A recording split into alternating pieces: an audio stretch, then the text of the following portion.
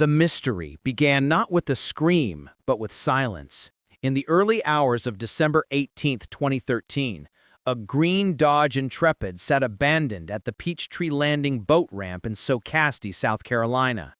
It was a remote, quiet spot, the kind of place you'd go to be alone. The car belonged to 20-year-old Heather Elvis. It was discovered the next evening, parked oddly as if left in a hurry, yet it was perfectly intact. The tires had air, the windows were not broken, and the doors were locked. But Heather was gone, and so were her purse, cell phone, and her car keys. It was as if she had simply stepped out of her life and vanished into the cold night air. For her parents, Terry and Debbie Elvis, the discovery was the start of a nightmare. They had last heard from their daughter the previous night when she sent a cheerful picture of herself learning to drive a stick-shift truck. Now, their calls went straight to voicemail. This was completely out of character for Heather. The police initially treated it as a missing person case because there was no obvious sign of a struggle, no broken glass, and no bloodstains, nothing to suggest a violent confrontation had taken place at the scene. But her family knew in their hearts that something was terribly wrong. Heather was responsible. She wouldn't just disappear. So where was Heather Elvis? The car was the only clue, a silent sentinel that offered no answers. The investigation would soon reveal that Heather's life was far more complicated than it seemed on the surface, and her disappearance was likely the result of a dangerous secret she had been keeping. The search for the vibrant young woman was about to begin, a search that would lead investigators down a dark path of secret affairs, obsessive jealousy, and a marriage that was anything but ordinary. The clock was ticking, and with every passing hour, the hope of finding Heather alive began to dim. The case was about to become one of the most baffling and tragic in the history of Horry County. To understand the tragedy of Heather Elvis's disappearance, you have to understand who she was before that night. Heather Elvis was a daughter, a friend, a young woman with dreams and a vibrant personality. Born on June 30, 1993 in Carolina Forest, South Carolina, she was the oldest daughter of Terry and Debbie Elvis.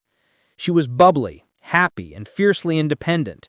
She had an artistic spirit and a rebellious streak, a young woman who made decisions on her own terms and didn't worry too much about what other people thought of her. She was close to her family, but like many young adults, she was itching to carve out her own path. After graduating from St. James High School in 2011, she moved into her own apartment in Myrtle Beach, just a couple of miles from the ocean she loved.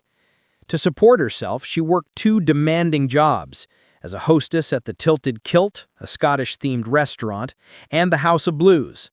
On top of that, she was studying cosmetology, dreaming of a future where she could use her creativity. She was active on social media, sharing her thoughts and feelings with friends, painting a picture of a normal, happy life. Her family was supportive and proud of her drive. From the outside, everything seemed to be on track. But behind the bubbly exterior, Heather was hiding a secret relationship that her family knew nothing about. It was a relationship that went against the grain of her otherwise stable life, one that involved a man nearly twice her age. This hidden part of her life would remain in the shadows until it was too late. A stark contrast to the open, happy young woman everyone thought they knew. The promise of her future made her disappearance all the more heartbreaking for those who loved her.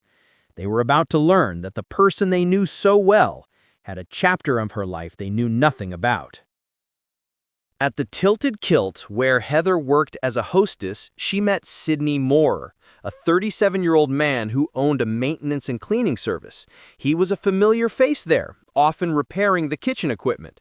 Heather had always been open about her preference for older men, so she was naturally drawn to Sidney, who was nearly 2 decades her senior. What started as casual interactions quickly grew into something much more intense.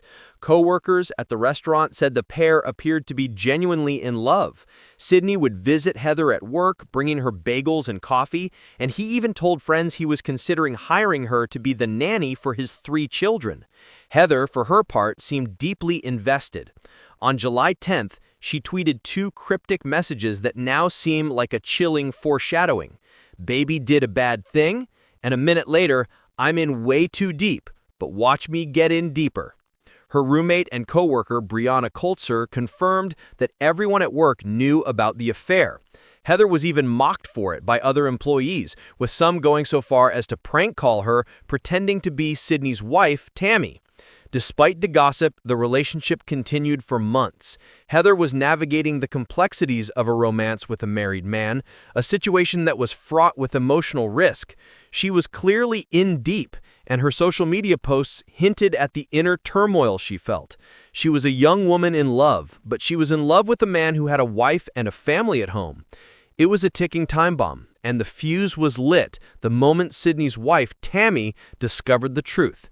The secret was out, and the fallout would be swift, severe, and far more dangerous than Heather could have ever imagined. The affair set in motion a chain of events that would lead directly to that lonely boat ramp in December.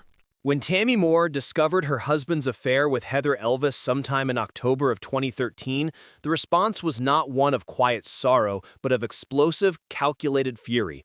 Tammy was not a woman who would be crossed. Described by those who knew the couple as the dominant and controlling force in the marriage, she immediately went on the offensive. Her first move was to call Heather directly and confront her. During that call, she put Sydney on the phone, forcing him to tell Heather that she meant nothing to him, that she was just someone who spread their legs. The intention was to humiliate and devastate Heather, and it worked.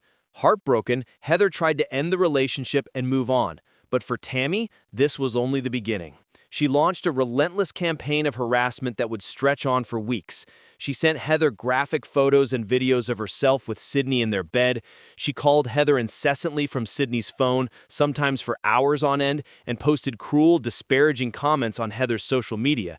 She even called the tilted kilt, attempting to get Heather fired by threatening to pull Sydney's maintenance business from the restaurant. Heather's manager, Jessica Cook, saw the toll it was taking, stating that Heather was genuinely scared of Tammy. Meanwhile, Tammy's control over Sydney tightened dramatically. She password-protected his phone so only she could access it. It was alleged that she began handcuffing him to their bed at night to prevent him from leaving or contacting Heather. She also allegedly forced him to get a tattoo of her name on his lower abdomen, a permanent brand of ownership. Tammy's rage was not directed at her unfaithful husband, but almost entirely at the young woman he had an affair with. She was determined to make Heather's life a living hell, and her actions painted a picture of a woman capable of extreme vendettas. This harassment only stopped in November when the Moores left for a 3-week vacation, a road trip to Disneyland meant to reconcile their marriage. But the damage was done, and the stage was set for a final, tragic confrontation. The last day of Heather Elvis's known life, December 17, 2013, began with a sense of normalcy and even some hope. She was moving on from Sydney Moore. That evening, she went on her first official date since the end of the affair with a man named Steve Schiraldi. They drove around Myrtle Beach looking at Christmas lights, and Steve taught her how to drive his manual transmission car. During the date, Heather sent a text to her roommate, Brianna, excited about learning how to drive a manual transmission engine.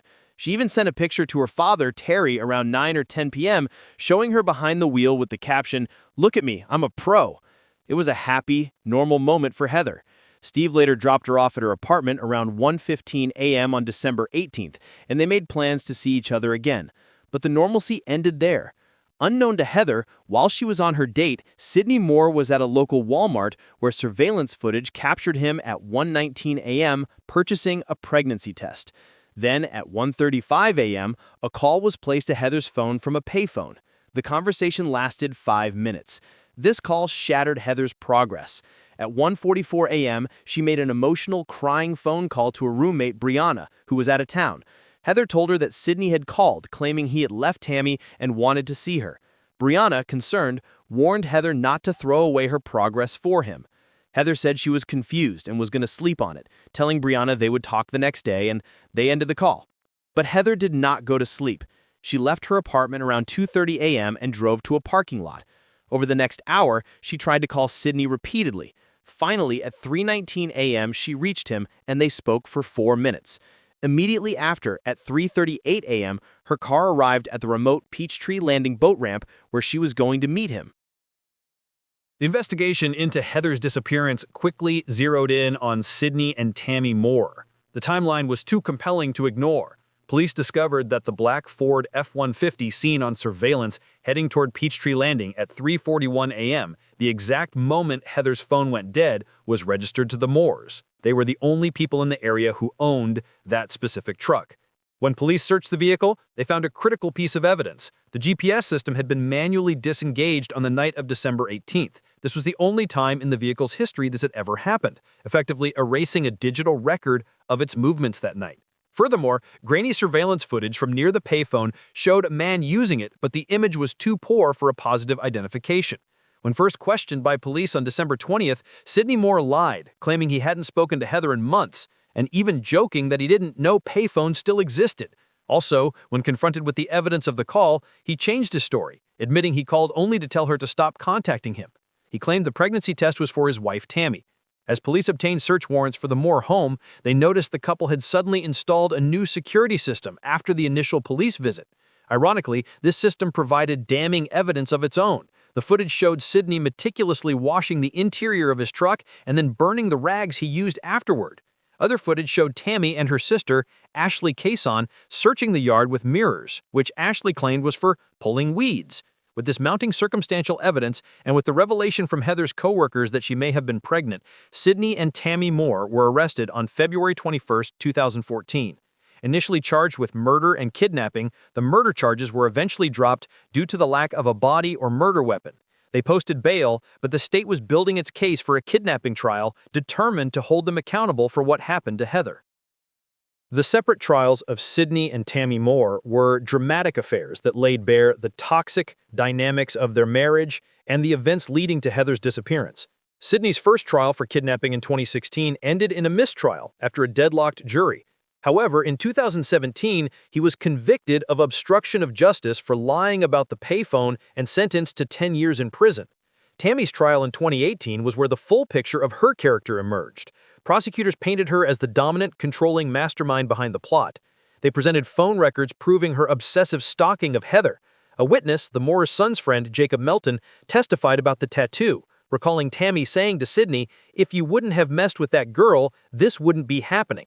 The defense argued the tattoo was older, but the image of control was seared into the jury's mind. The courtroom was stunned when Tammy, against advice, chose to testify. She denied everything: the handcuffing, forcing the tattoo, and any involvement in the kidnapping. She claimed she didn't even know who Heather was until Heather called her. But under cross-examination, her calm facade cracked, revealing the volatile personality witnesses had described. The most chilling testimony, however, came during the broader case from the Moore's own cousin, Donald DiMarino. He testified that Sidney had shown him a picture on his phone of Heather and that in the photo, she was clearly not alive and had scratches on her face. He was asked if the Elvis family would ever see Heather again, to which he replied, no. The jury found Tammy guilty of kidnapping and conspiracy, and she was sentenced to 30 years in prison.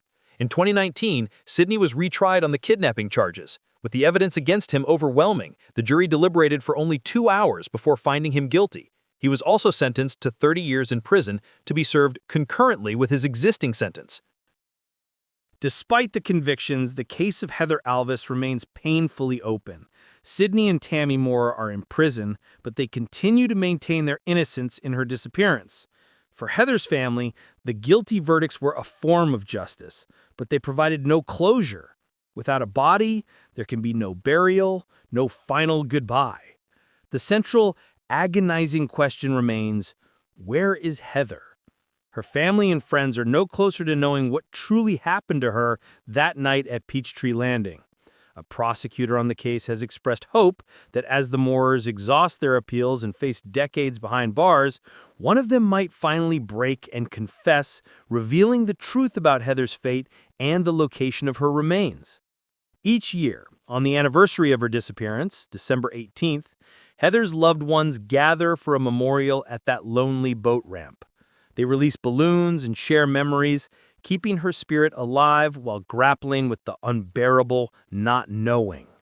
Her sister Morgan has spoken about the complexity of her feelings, acknowledging that Sidney once loved Heather and hoping that love might someday compel him to come forward. Their father, Terry Elvis, embodies the enduring hope and heartbreak of it all.